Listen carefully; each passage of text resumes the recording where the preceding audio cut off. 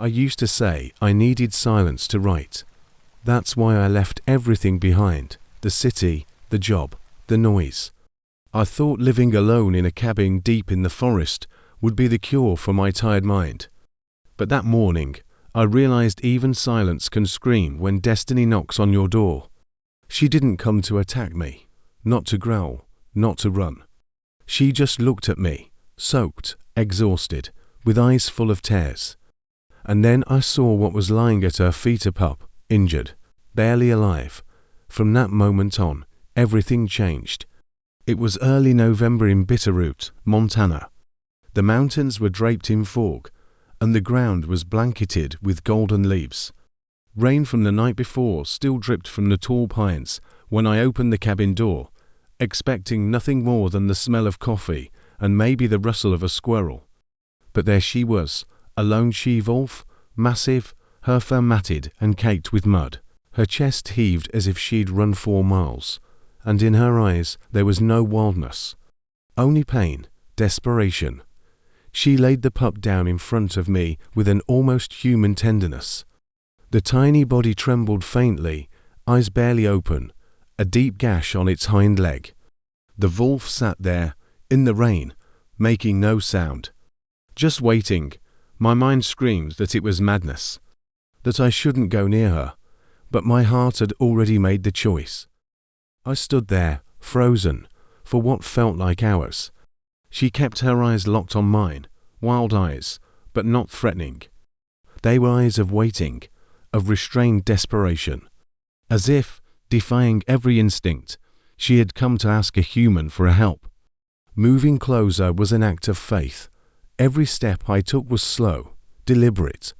Not because I feared she'd attack, but because the moment felt delicate, like a fragile thread stretched between 2 worlds.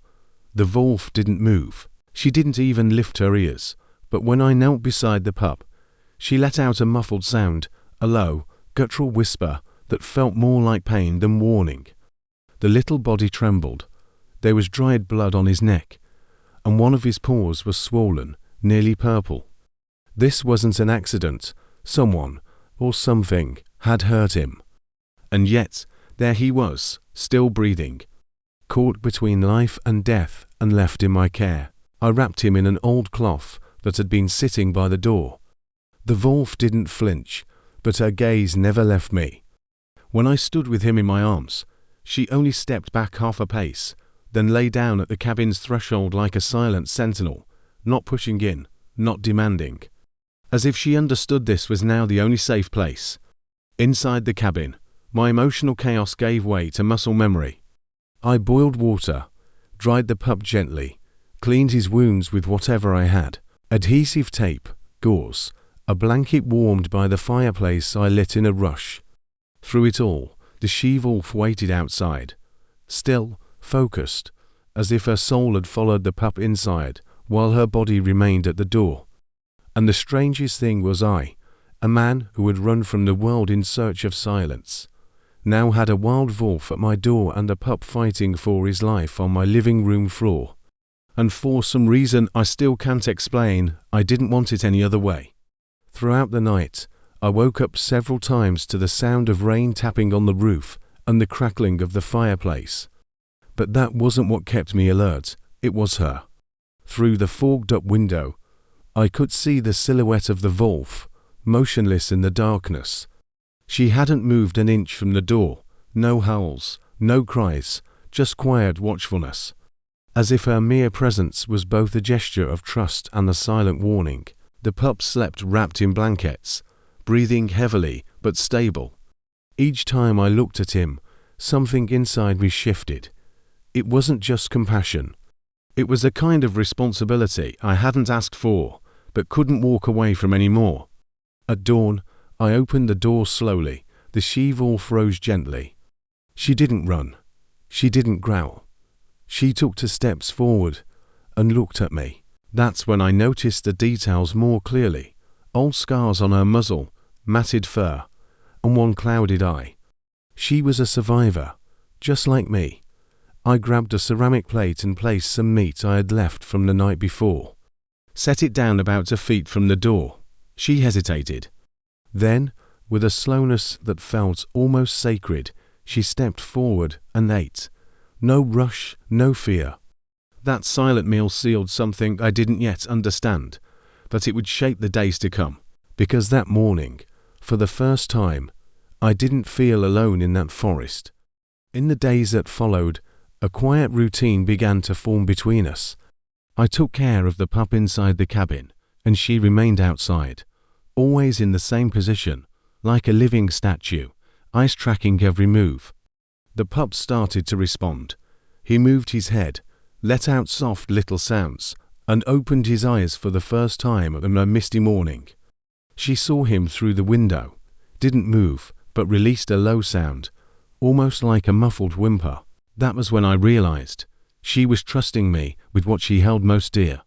And somehow that scared me more than any howl in the woods. On the third day, I decided to return that trust.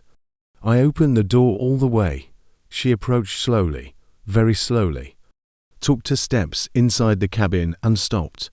The pup lifted his head, recognizing her. He let out a faint noise and dragged himself toward the edge of the blanket. She didn't touch him, just watched, as if her presence alone was enough to comfort him. Then, with a brief glance at me, she stepped back outside. That cabin, which once felt like mine alone, now belonged to something greater. But not all signs pointed to peace.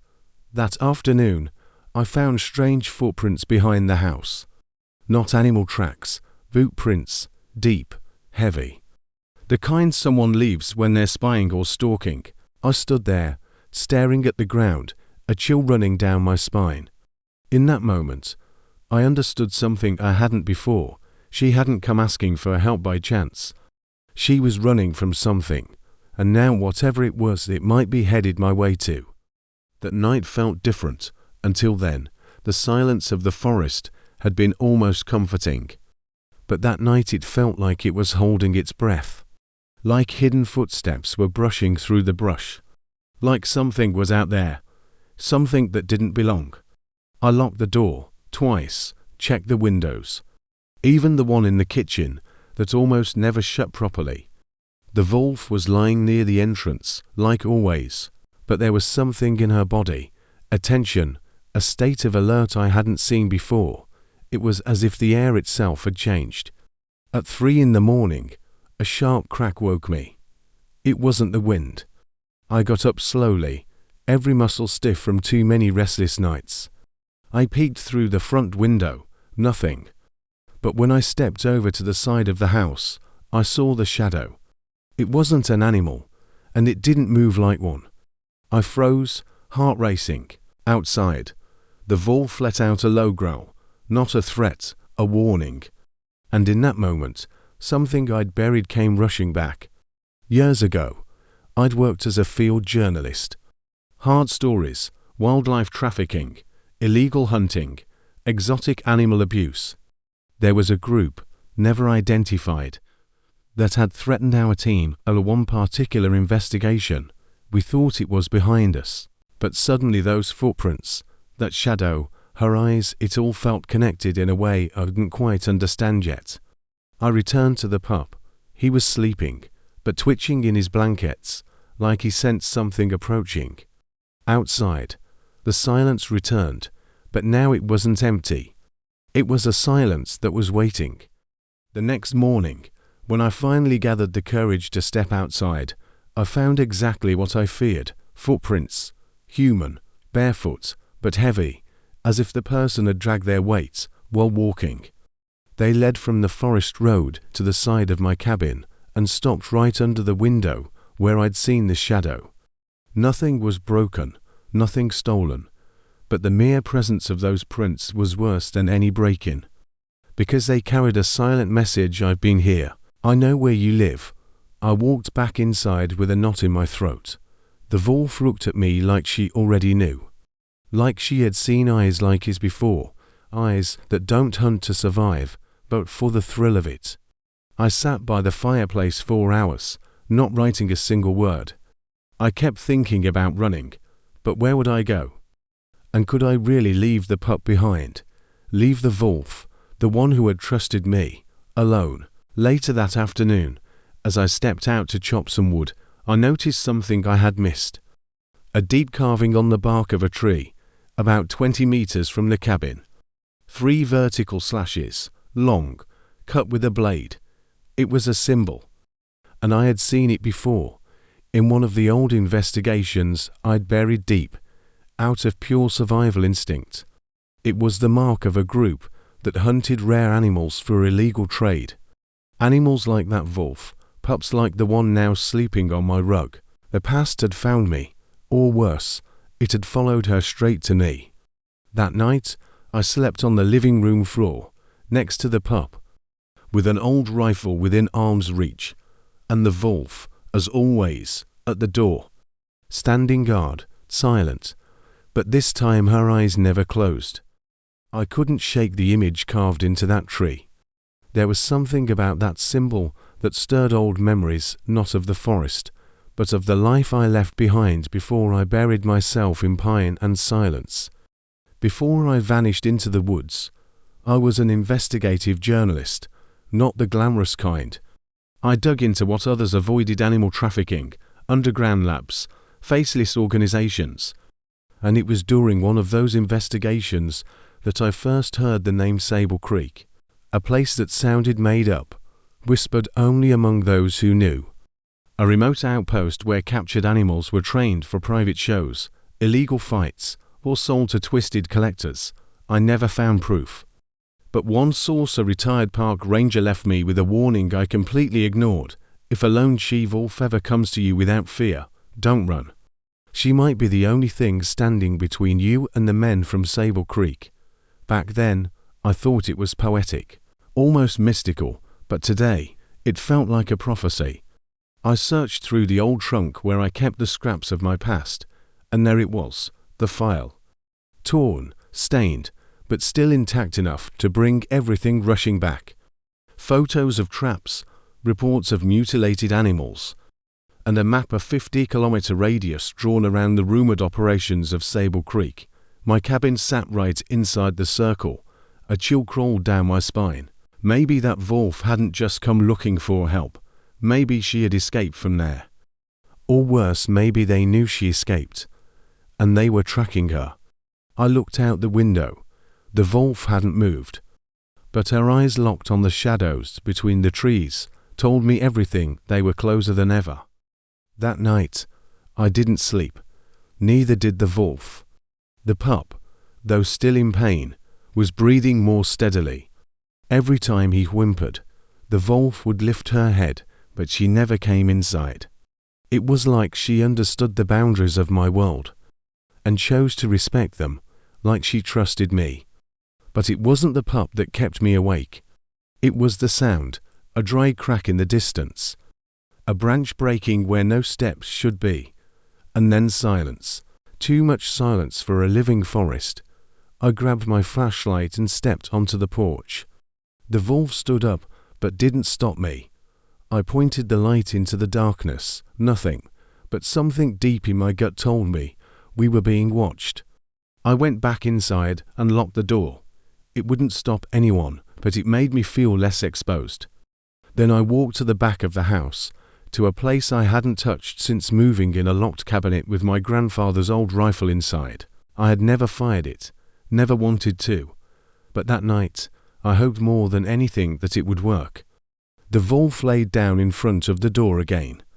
Her eyes weren't just watchful now, they were alert. She knew. At dawn, I found them. Boot prints. Not animal tracks. Heavy, deep, 3 pairs. They had been there, and they didn't hide it. I stood staring at the prints, trying to ignore the chill down my spine, when something half buried near the porch caught my eye. A collar, worn leather, with a dented metal tag. Etched into it one word, Skye, the wolf's name. Time stopped for a second. That wasn't just a clue. It was a signature, a message. They knew where she was. And now they knew where I was too. 4 days, I tried to convince myself it was just coincidence, maybe hunters, loggers, lost hikers. But the collar said otherwise. Skye, that wasn't just a name, it was a bond. a mark of ownership. She had belonged to someone, and that someone was coming to reclaim her. The tension grew. Every night, I heard them again. Slow, deliberate footsteps that faded the second I turned on the lights. I started sleeping with the rifle by the bed. The wolf didn't sleep at all. The pup, though, was getting stronger. He could stand now, shaky but determined, and every morning, he tried to follow her to the door. She stopped him with a low, soft growl, a mother's way of saying, "Not yet," but what scared me most was her gaze. It had changed. It wasn't just watchful anymore. It was desperate. She knew time was running out. One grey morning, I drove to the nearest town. I needed answers. At a small local cafe, I showed the collar discreetly. Silence fell like a hammer.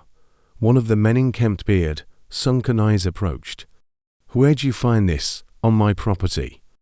A wolf showed up with an injured pup. He took a deep breath, glanced around, and lowered his voice. "That belongs to the Calver brothers, dangerous men. They breed wolves for underground fights. Train them, torture them, and when they're no use anymore, they get rid of them. But that one she escaped, and if she showed up with a pup, then she got farther than anyone thought possible. Are they looking for her? They already are, and if they know she's with you, they won't stop." I finished for him. I left the cafe with my heart pounding. This wasn't just about her anymore. It was about me, and what I was going to do with what I knew. The road home felt longer. Every tree, a threat. Every turn, a possible ending. When I reached the cabin, Skye was already at the door. Her eyes didn't ask, "Where were you?" They asked, "Are you staying?" And in that moment I knew there was no turning back.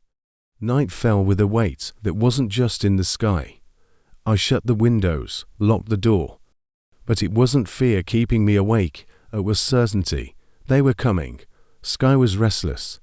She didn't growl or howl, just paced back and forth, like someone who'd lived through this kind of waiting before. The pup, exhausted, slept by the fireplace. His breathing shallow, but steady, was the only thing that kept me grounded. And then the sound. First, branches cracking. Then, the distant glare of headlights cutting through the trees. They didn't knock. They didn't call. They were surrounding us. Skye stopped, looked at me. And in her eyes, there was a question, not for help, but for a choice. I picked up the pup, wrapped him in the blanket, and opened the back door. The night was cold, but my blood was burning. Skye ran beside me, silent, swift, as if she knew exactly where to go. We didn't run away. We ran deeper, into the forest. With every step, the sounds faded, the shouting, the engines, the violence. At the top of a ridge, I looked back. The cabin was barely visible. A shadow stepped out the front door, then another, and another. But they couldn't reach us anymore. Skye came close, touched my hand with her muzzle, and for the first time she howled, loud, fierce, free. It wasn't a sound that begged for mercy. It was the sound of someone who chose to live. The next morning, I built a shelter deeper in the woods. I returned to town only once to sell the cabin, and I never looked back. Today, I live where silence is made of leaves and wind, where words are not spoken, but felt. And sometimes, in the distance, I still hear Skye's howl, and when I do, I smile, because I know that on that day, when fate knocks on my door, I chose to listen. If this story touched your heart, let it echo beyond this moment. Hit like. It tells the algorithm this story matters. And if you're someone who believes in powerful, soul-stirring stories, subscribe. The next one might not just move you. It might change how you see the world.